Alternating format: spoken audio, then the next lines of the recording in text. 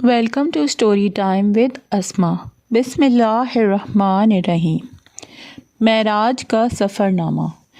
معراج پیغمبر اسلام کی زندگی کے ان واقعات میں سے ہے جنہیں دنیا میں سب سے زیادہ شہرت حاصل ہوئی ہے۔ عام روایت کے مطابق یہ واقعہ ہجرت سے 1 سال پہلے 27 رجب کی شام کو پیش آیا۔ اس کا ذکر قرآن میں بھی ہے اور حدیث میں بھی۔ قرآن یہ بتاتا ہے کہ معراج کس غرض کے لیے ہوئی تھی اور خدا نے اپنے رسول کو بلا کر کیا ہدایات دی تھی۔ حدیث یہ بتاتی ہے کہ معراج کس طرح ہوئی اور اس سفر میں کیا واقعات پیش آئے۔ اس واقعہ کی تفصیلات 28 ہمسر راویوں کے ذریعے ہم تک پہنچی ہے۔ 7 راوی وہ ہیں جو خود معراج کے زمانے میں موجود تھے اور 21 وہ جنہوں نے بعد میں نبی صلی اللہ علیہ وآلہ وسلم کی اپنی زبان مبارک سے اس کا قصہ سنا۔ مختلف روایتیں قصے کے مختلف پہلوؤں پر روشنی ڈالتی ہیں اور سب کو ملانے سے ایک ایسا سفر نامہ بن جاتا ہے جس سے زیادہ دلچسپ، معنی خیز اور نظر افروز سفر نامہ انسانی لٹریچر کی پوری تاریخ میں نہیں ملتا۔ حضرت محمد صلی اللہ علیہ وآلہ وسلم کو پیغمبری کے منصب پر سرفراز ہوئے 12 سال گزر چکے تھے۔ آپ صلی اللہ علیہ وسلم حرم کعبہ میں سو رہے تھے۔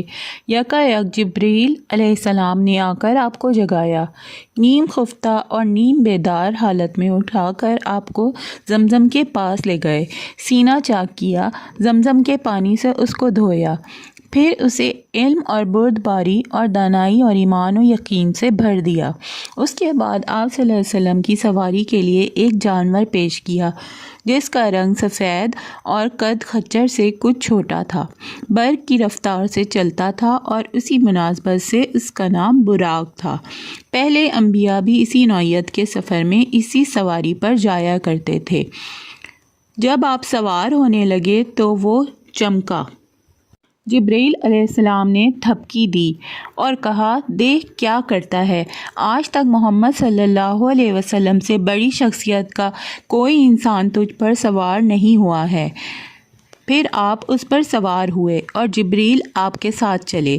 پہلی منزل مدینہ کی تھی جہاں اتر کر آپ صلی اللہ علیہ وسلم نے نماز پڑھی۔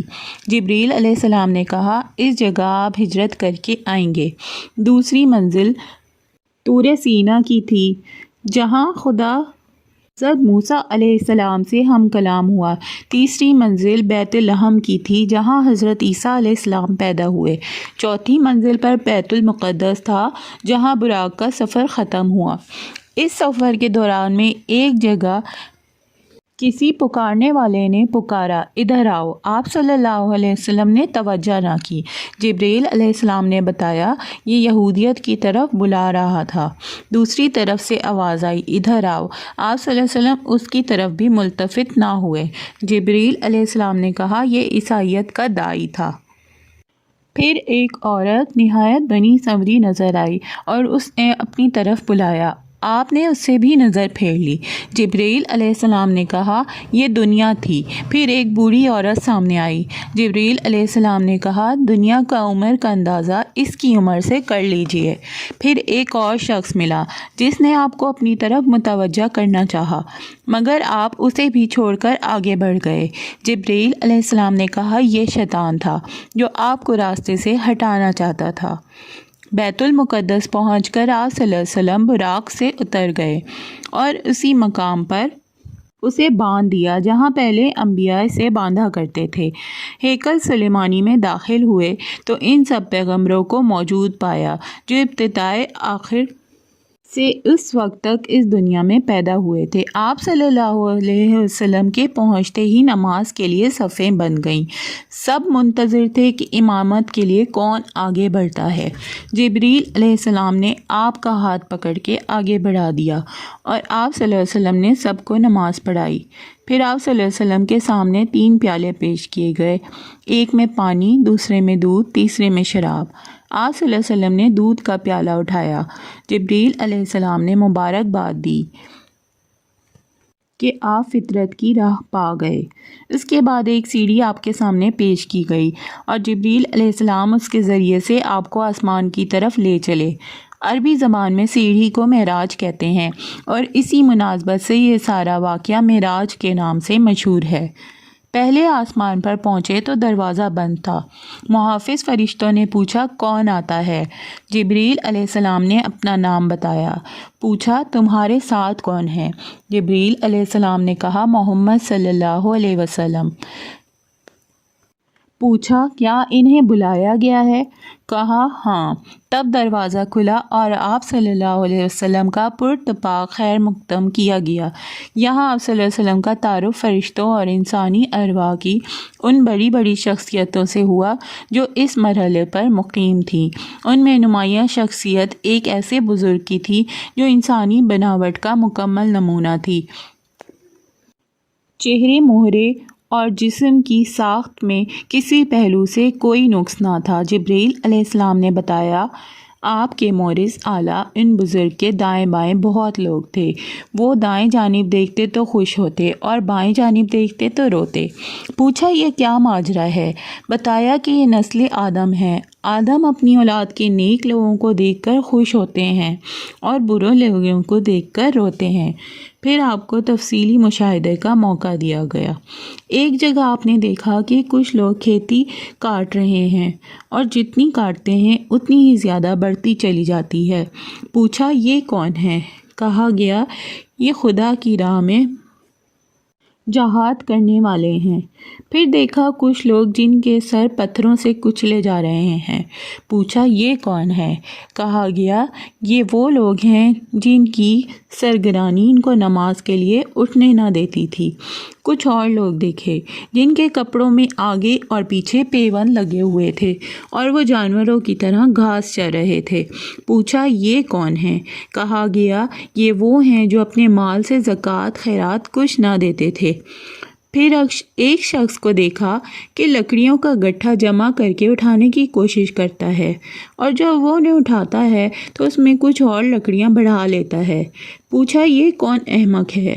کہا گیا یہ وہ شخص ہے جس پر امانتوں اور ذمہ داریوں کا اتنا بوجھ تھا کہ اٹھا نہ سکتا تھا، مگر یہ ان کو کم کرنے کے بجائے اور زیادہ ذمہ داریوں کا ہار اپنے اوپر لادے چلا جاتا تھا۔ پھر دیکھا کہ کچھ لوگوں کی زبانیں اور ہونٹ کینچیوں سے کترے جا رہے ہیں۔ پوچھا یہ کون ہے؟ کہا گیا یہ غیر ذمہ دار مقرر ہیں جو بلا تکلف زبان چلاتے اور فتنہ برپا کیا کرتے تھے۔ ایک اور جگہ دیکھا کہ ایک پتھر میں ذرا سا شگاف ہوا اور اس ایک بڑا موٹا سا بیل نکل آیا۔ پھر وہ بیل اسی شگاف میں جانے کی کوشش کرنے لگا مگر نہ جا سکا۔ پوچھا یہ کیسا معاملہ ہے؟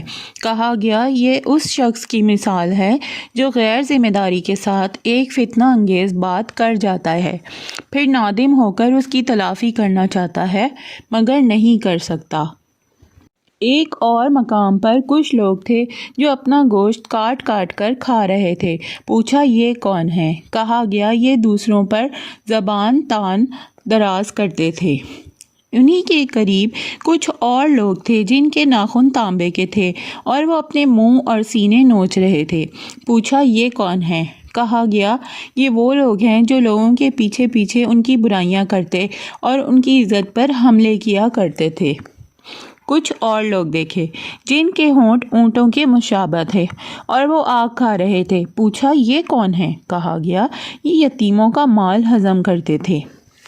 پھر دیکھا کچھ لوگ ہیں ان کے پیٹ بے انتہا بڑے اور سانپوں سے بھرے ہوئے ہیں۔ آنے جانے والے لوگ ان کو رونتے ہوئے گزر جاتے ہیں مگر وہ اپنی جگہ سے ہل نہیں سکتے۔ پوچھا یہ کون ہے؟ کہا گیا یہ سود خور ہیں۔ پھر کچھ اور لوگ نظر آئے جن کے ایک جانب نفیس گوشت رکھا تھا اور دوسری جانب سڑا ہوا گوشت جس سے سخت بدبو آ رہی تھی۔ وہ اچھا گوشت چھوڑ کر سڑا ہوا گوشت کھا رہے تھے۔ پوچھا یہ کون ہے؟ کہا گیا یہ وہ مرد اور عورتیں ہیں جنہوں نے حلال بیویوں اور شوہروں کے ہوتے ہوئے حرام کام کیا اور اپنی خواہش نفس پوری کی۔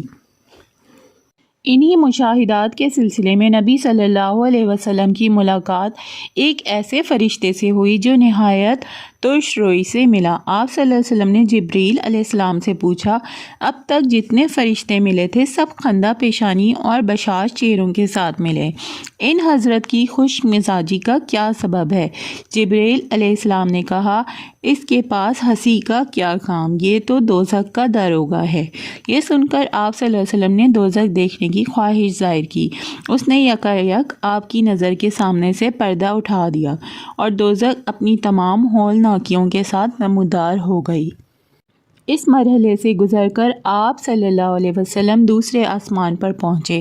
یہاں کے اکابر میں دو نوجوان سب سے ممتاز تھے۔ تعارف پر معلوم ہوا یہ یحییٰ علیہ السلام اور عیسیٰ علیہ السلام ہیں۔ تیسرے آسمان پر آپ صلی اللہ علیہ وسلم کا تعارف ایک ایسے بزرگ سے کرایا گیا جن کا حسن عام انسانوں کے مقابلے میں ایسا تھا جیسے تاروں کے مقابلے میں چودھویں کا چاند۔ معلوم ہوا یہ یوسف علیہ السلام ہیں۔ چوتھے آسمان پر حضرت ادریس علیہ السلام، پانچویں پر حضرت ہارون علیہ السلام، چھٹے پر حضرت موسیٰ علیہ السلام آپ سے ملے۔ ساتویں آسمان پر پہنچے تو ایک عظیم الشان بیت المعمور دیکھا جہاں بے شمار فرشتے آتے اور جاتے تھے۔ اس کے پاس آپ صلی اللہ علیہ وسلم کی ملاقات ایک ایسے بزرگ سے ہوئی جو خود آپ صلی اللہ علیہ وسلم سے بہت مشابہ تھے۔ تعارف پر معلوم ہوا حضرت ابراہیم علیہ السلام ہیں۔ پھر مزید ارتقاء شروع ہوا یہاں تک کہ آپ سدرۃ المنتہا پہنچ گئے جو پیش گاہ رب العزت اور عالم خلق کے درمیان حد فاصل کی حیثیت رکھتا ہے۔ نیچے سے جانے والے یہاں رک جاتے ہیں اور اوپر سے حکام اور قوانین براہ راست یہاں آتے ہیں۔ اسی مقام کے قریب آپ کو جنت کا مشاہدہ کرایا گیا اور آپ صلی اللہ علیہ وسلم نے دیکھا کہ اللہ نے اپنے صالحہ بندوں کے لیے وہ کچھ مہیا کر رکھا ہے جو کسی آنکھ نے دیکھا، نہ کسی کان نے سنا اور نہ کسی ذہن میں اس کا تصور تک گزر سکا۔ سدرۃ المنتہا پر جبریل علیہ السلام ٹھہر گئے اور آپ صلی اللہ علیہ وسلم تنہا آگے بڑھے۔ ایک بلند ہموار سطح پر پہنچے تو بارگاہ جلال سامنے تھی۔ ہم کلامی کا شرف بخشا گیا۔ جو باتیں ارشاد ہوئیں ان میں سے چند یہ ہیں۔ ہر روز 50 نمازیں فرض کی گئیں۔ سورہ بقرہ کی آخری 2 آیتیں تعلیم فرمائی گئیں۔ شرک کے سوا دوسرے سب گناہوں کی بخشش کا امکان ظاہر کیا گیا۔